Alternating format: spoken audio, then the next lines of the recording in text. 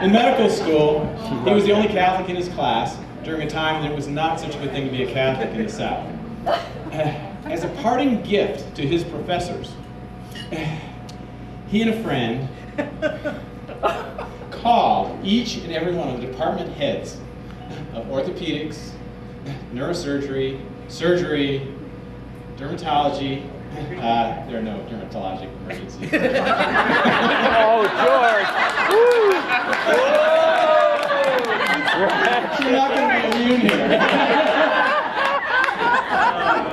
Each and every one of them, and told them that there was an emergency in their specialty down in the emergency room, and they were needed immediately, and it was midnight or 1 in the morning. So they all jumped out of their beds, ran down there, and there was no emergency. If you can imagine that scene with all these department heads down there, going, who in the hell called us down here? So had that ever been, he had ever been caught, I'm sure that we would not be roasting Dr. Kiley.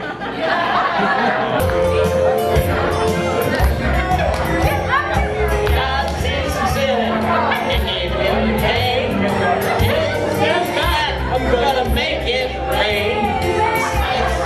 Brother, I'll tell you what to do.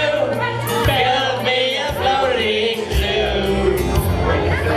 Take some of the green alligators and long-necked geese, some humpty-back camels and some chimpanzees, some cats, some rats and elephants, but sure as you're born, don't you forget my unicorn. Jim, you're the greatest. Happy birthday. We wanted you to be around for another 80 years and have another great party. To answer the call, he finished up making the ark just as the rain started to fall. He marched in the animals 2 by 2, and he called out as they went through. Hey Lord, I got your green alligators and long-necked geese, some humpty-back camels and some chimpanzees, some cats and rats and elephants, but Lord, I'm so forlorn, I just can't see no unicorn. Jim, we love you. You are incredible, and you have just shown us tonight talents I had no idea of. Driving rain, them unicorns were hiding, playing silly games, kicking and splashing while the rain was pouring down. Little unicorns, there was blue unicorns, there was green alligators and long-necked geese, some humpty-back camels and some chimpanzees. Noah cried, close the door, cause the rain is pouring, and we just can't wait for no unicorn.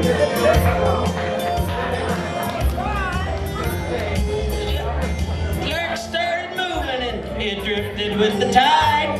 Them unicorns looked up from the rocks and they cried. The waters came down and sort of floated them away. And that's why you never seen a unicorn to this very day. You'll see green alligators and long-necked geese, some humpty-back camels and some chimpanzees, some cats and rats and elephants, but sure as you're born, you're never gonna see no unicorn.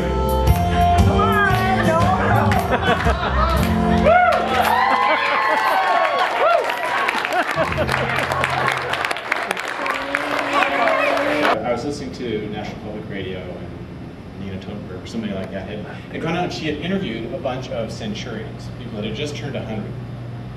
And she said it was very interesting because she wanted to interview them because they led these lives, and she wanted to find out what they thought about their lives. You know, here they've gotten 100 years old, they would reflect on it. And she said, you know, it's an odd thing because I talked to them and they would tell me about their lives, but they really weren't that interested in telling me about what had happened in their lives. And the commentator was, well, what were they interested in? And she said, well, it was odd. They were interested in what they were doing tomorrow. and I thought, you know, that's unbelievable. I mean, they talked about one gal that lived on a lake in Vermont. Every morning she got up and went skinny dipping when it was warm in the summer, and another guy that was 103 that had lost his wife and was just inconsolable, and some woman from Texas found out about it and they got married. 103 and live as happy as a clam for the next 6 months.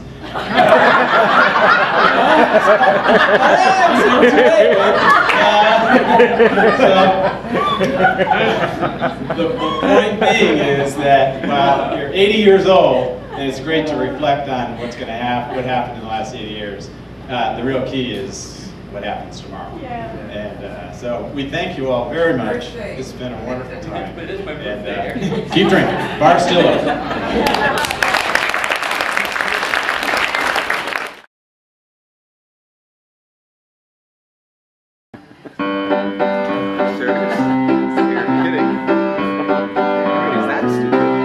No, I was.